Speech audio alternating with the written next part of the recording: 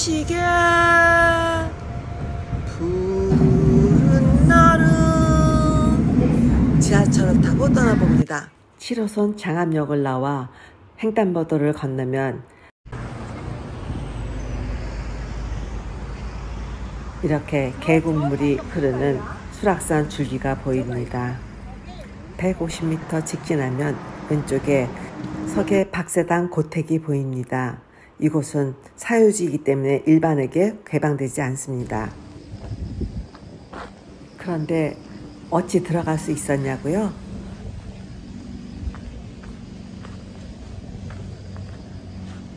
잘잘잘 팀의 조성문 선생님 절친이 이곳 12대 종부이시라고 해서 올 수 있었어요.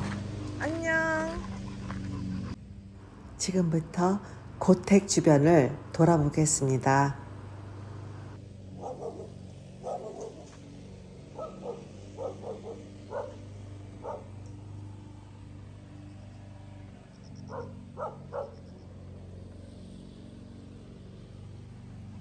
아는 집이라 조성문 쌤이 앞장섭니다.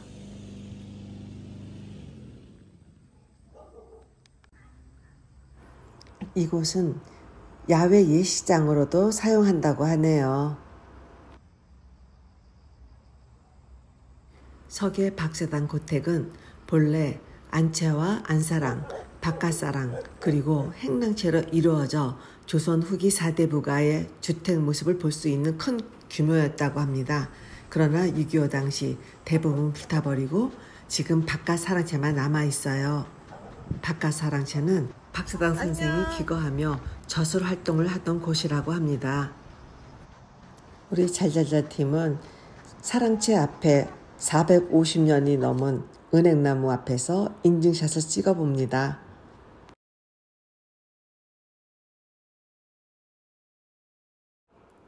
사랑채에서 바라보는 도봉산과 은행나무는 가을빛에 더욱 빛을 발하고 있습니다.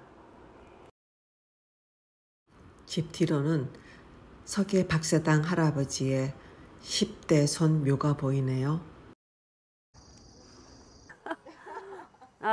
이 집은 지금 순조 때 200년 된 사랑채예요. 그러니까 안사랑이 있고 바깥사랑이 있는데 이건 바깥사랑. 종손 혼자서 이제 기거하면서 이제 손님 오시면 접하던 바깥사랑이에요. 그래서 또 요 주련은 서계 할아버지 저희 질 선조분의 실을 대련으로 뽑아서 한 거고. 그리고 이제 저 정매당은 저희 오대조 할아버지 제자경제 할아버지가 자손들한테 공부할 때 매진하라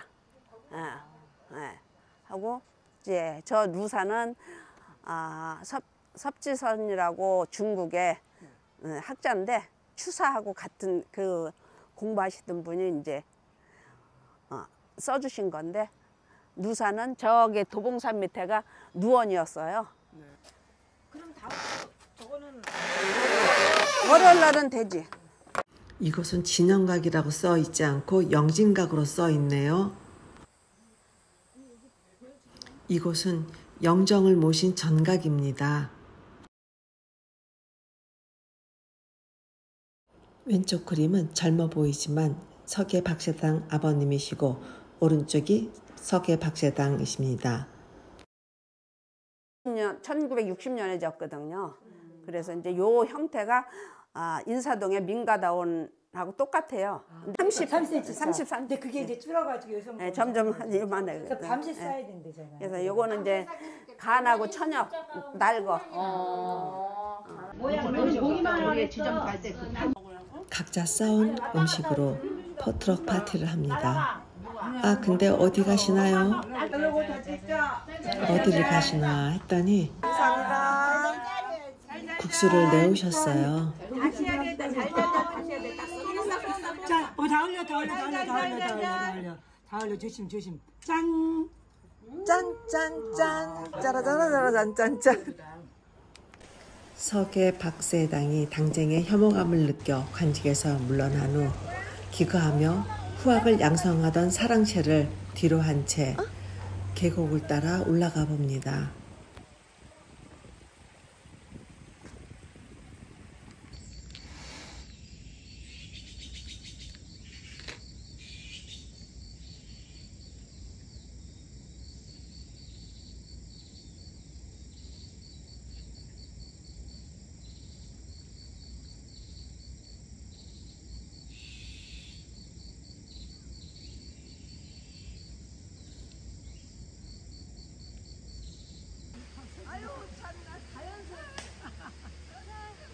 대자연에 심취된 잘잘잘 팀입니다.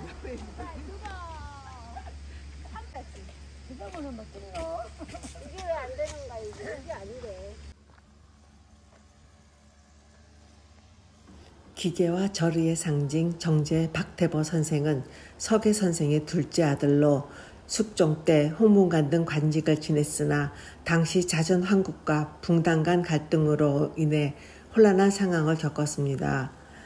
선생은 인현왕후 폐위를 강력히 방대하였으나 뜻을 이루지 못하고 모진 고문을 받았다고 합니다. 하지만 끝까지 자신의 의견을 굽히지 않고 결국 유배를 명받아 유배를 떠나던 중 노량진에서 숨을 거두었습니다. 30대 중반의 젊은 나이였지만 비리를 보면 참지 못하고 의리를 목숨보다 소중히 여겼습니다. 나하고 똑같네. 그 후 인현황후가 복이 된 이후 숙종은 충신에 대한 예우로 노광이라는 사액을 받았습니다. 숙종은 노량진에 풍계사를 세워 고인을 애양하였지만 한국전쟁 때 소실되어 1968년 노광서원을 종가가 있는 의정부 장암동에 다시 복원하였다고 합니다. 노광서원을 뒤로 한 채 성림사를 찾아가 봅니다.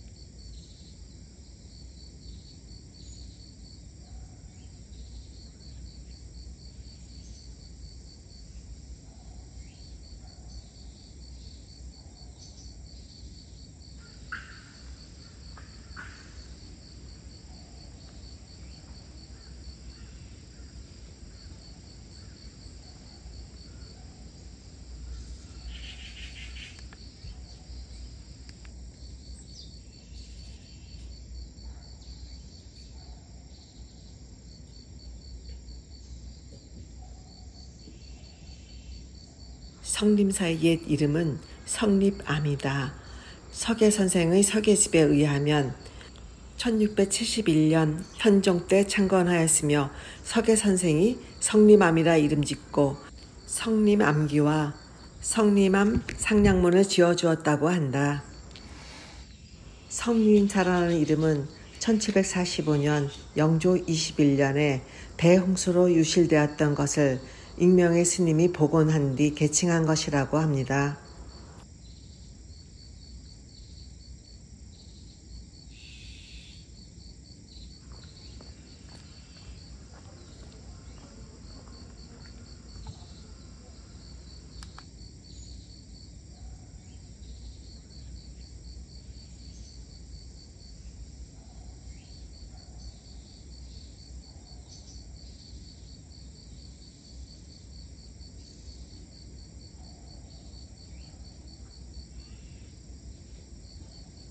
(9월 야동은) 이것으로 마칩니다.